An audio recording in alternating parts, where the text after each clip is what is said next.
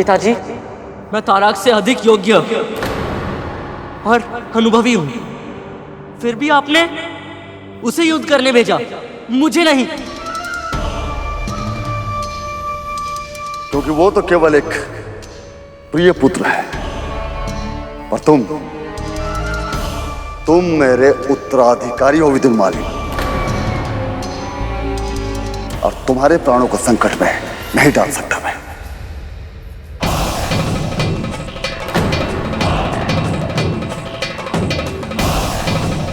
जिस पुत्र का पिता ही उसका शत्रु हो जाए तो इस पूरे जगत में उसकी रक्षा कौन कर सकता है।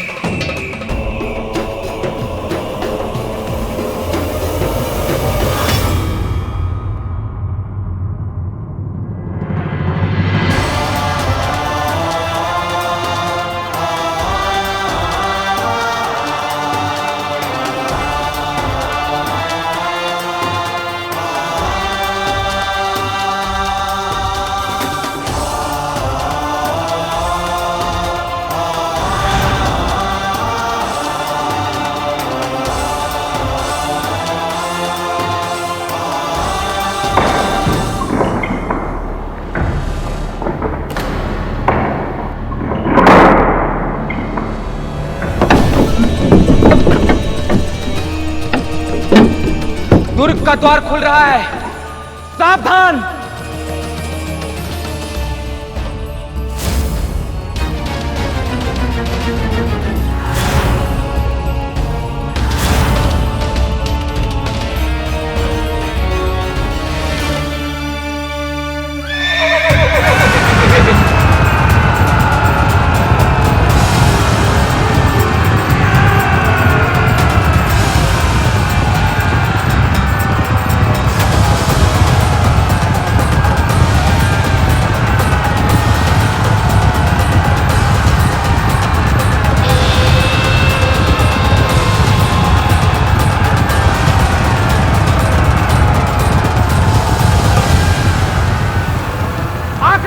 हमें उनसे पहले अस्त्रों का प्रयोग नहीं करना चाहिए।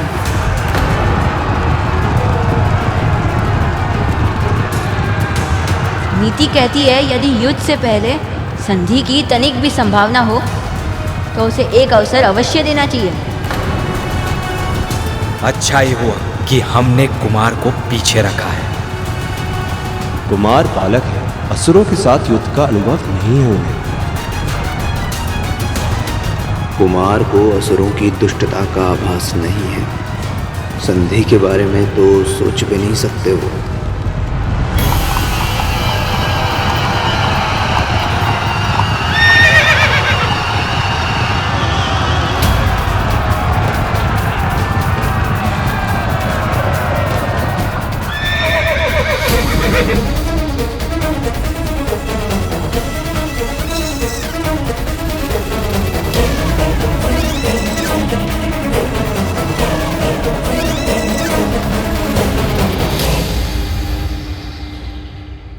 हमें युद्ध में कोई रुचि नहीं है।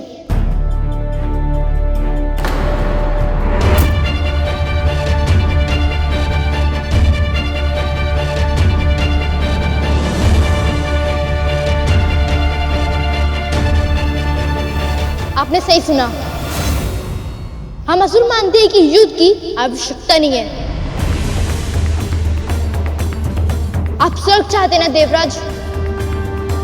हम संधि के लिए तैयार हैं। दे देंगे आपको आपका स्वर्ग। और देवताओं, सभी असुरों की ओर से मैं ये वचन भी देता हूं कि भविष्य में हम सबको शांति से जीने देंगे। बस एक शर्त है हमारी।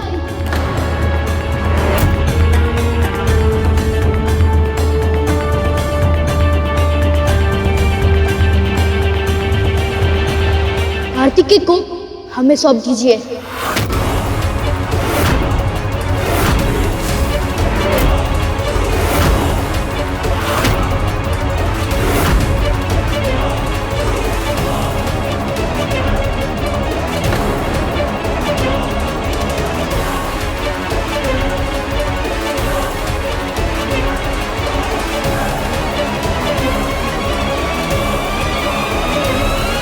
तारकासुर तो कुछ अधिक ही चतुराई दिखाने का प्रयास कर रहा है।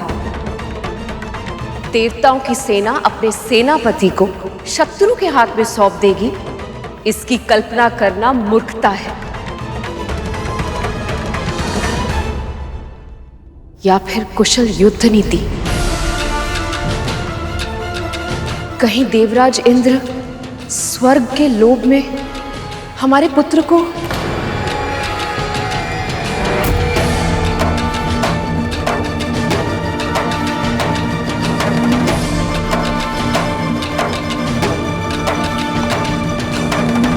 स्वर्ग के लिए तुम्हें कुमार को सौंपते हैं? प्रस्ताव बुरा तो नहीं है।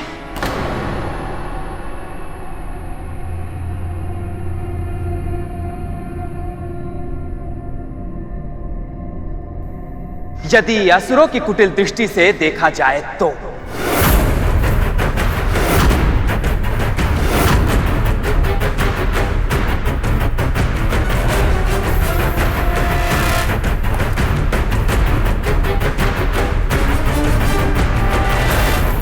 कितनी आसानी से तुम भूल गए कि कुमार हमारे सेनापति हैं, देव सेना का गौरव है ये। तुम असुरों से तो ऐसी ही मूर्खता की आशा थी।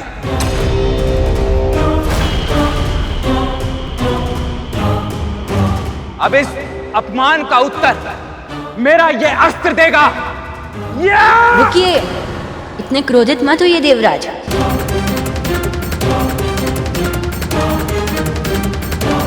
असुरों का प्रस्ताव इतना भी बुरा नहीं है कि विचार किए बिना ही ठुकरा दिया जाए।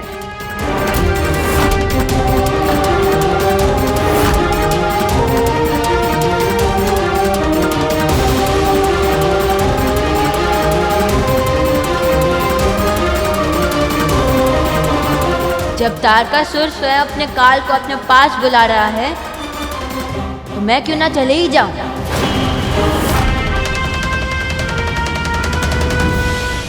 सीधे उसका सामना करूंगा तो निर्दोषों का रक्त बहाए बिना ही इस युद्ध का अंत कर पाऊंगा।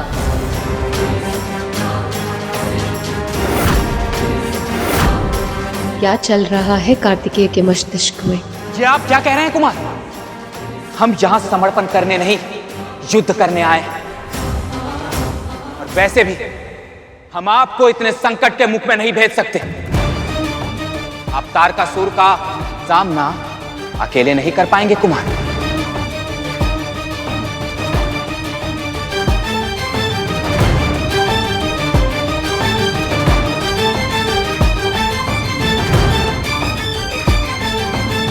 तुमने ऐसा प्रस्ताव देकर यह सिद्ध कर दिया है कि ना तो तुम संधि के योग्य हो और ना ही क्षमा के।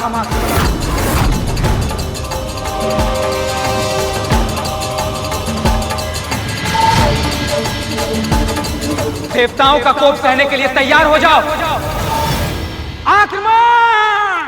आप यहीं प्रतीक्षा कीजिए कुमार। सेना की एक टुकड़ी सेनापति की रक्षा करेगी,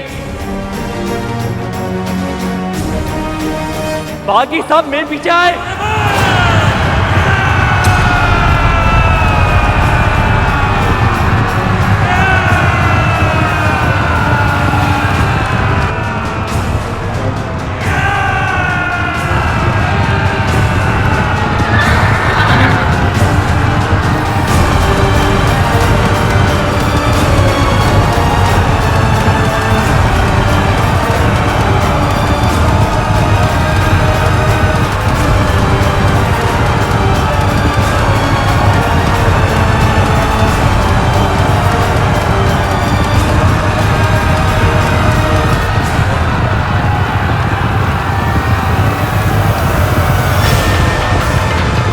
इन मूर्ख देवताओं को लगता है कि हम इनसे भयभीत हैं, किंतु हमारी योजना कुछ और ही है।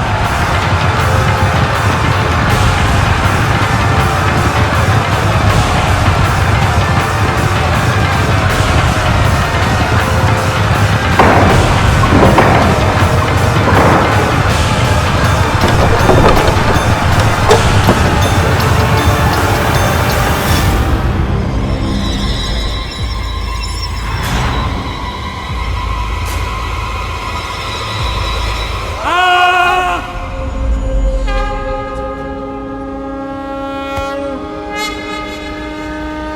देवताओं, दुर्ग द्वार को भेदने में हम सफल रहे। अब विजय निश्चित है। महल की ओर बढ़ो।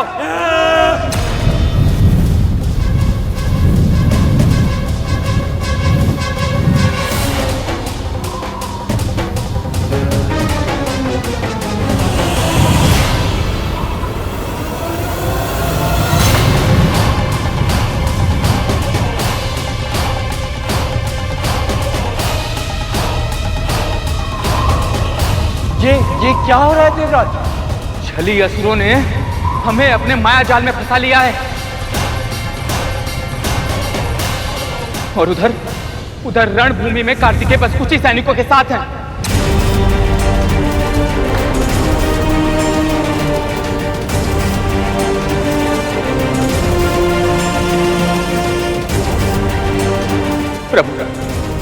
प्रभु अब क्या होगा? प्रभु अब क्या होगा?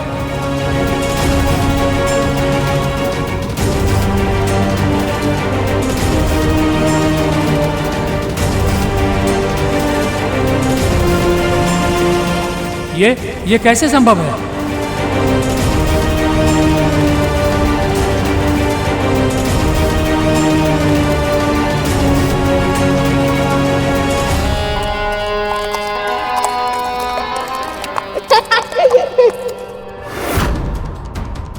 आश्चर्य हो रहा है।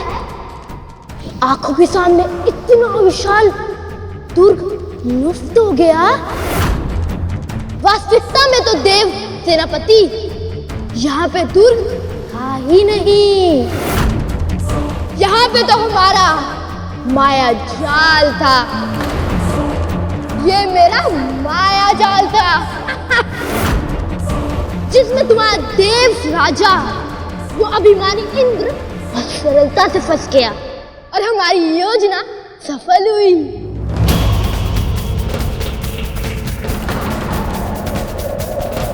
अब अपने आप को समर्पण कर दो कार्तिकेय, क्योंकि तुम्हें बचाने वाला कोई नहीं है।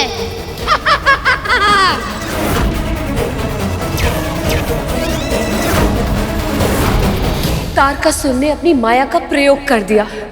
सारी देवताओं की सेना उसके जाल में फंस चुकी है। महादेव, इतने शक्तिशाली असुर के विरुद्ध मेरा पुत्र अकेला रह गया। अब मुझे ही कुछ करना होगा।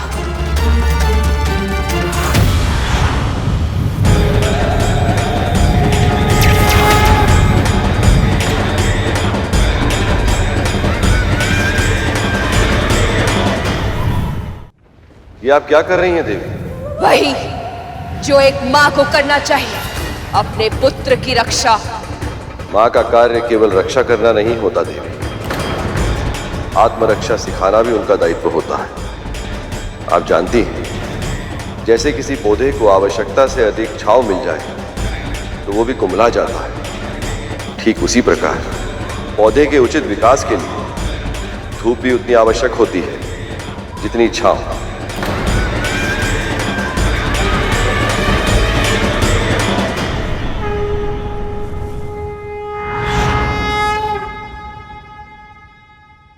देवी, अपने पुत्र और अपनी शिक्षा पे विश्वास रखिए।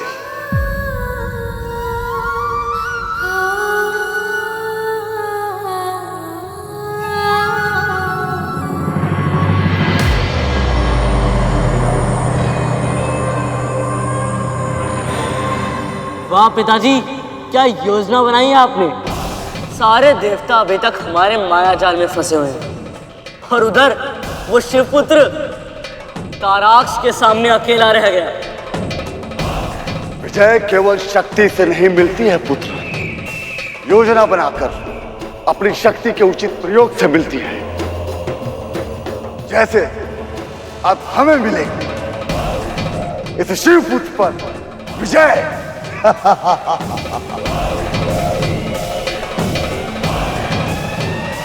स्वामी का इतना अधिक अहंकार मेरे मन में भय क्यों उत्पन्न कर रहा है? क्या हुआ सेनापति कार्तिकेय? अपने रक्षक देवताओं को बंदी देखकर मन घबरा रहा है। चिंता मत करो, युद्ध में किसी निर्दोष का रक्त बहे उसके पक्ष में मैं भी नहीं हूं। इसलिए यदि मुझसे भय ना लग रहा तो आओ केवल हम दोनों एक दूसरे का सामना करते हैं और अपने बाहुबल से इस युद्ध का परिणाम निश्चित कर ले।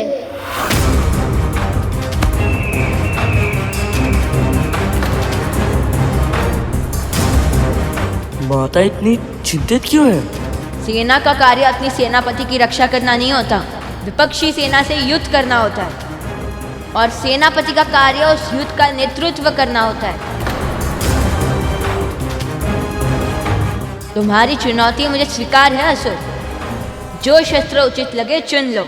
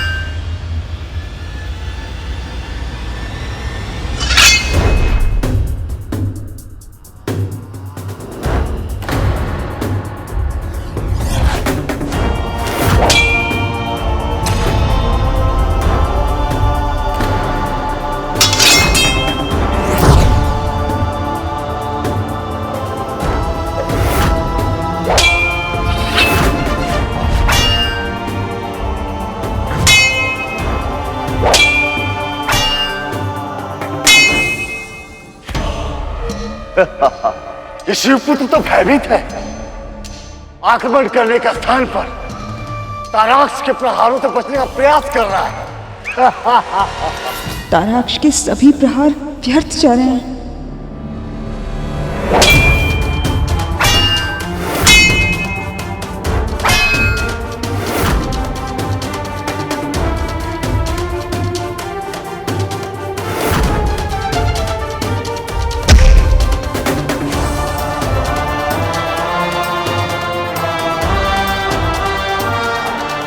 तुम्हारी योजना सफल हो रही है पुत्र। असुर थक रहा है। अचानक प्रहार करो और समाप्त कर दो इस युद्ध को। अचानक प्रहार करो और समाप्त कर दो इस युद्ध को। समाप्त कर दो इस युद्ध को।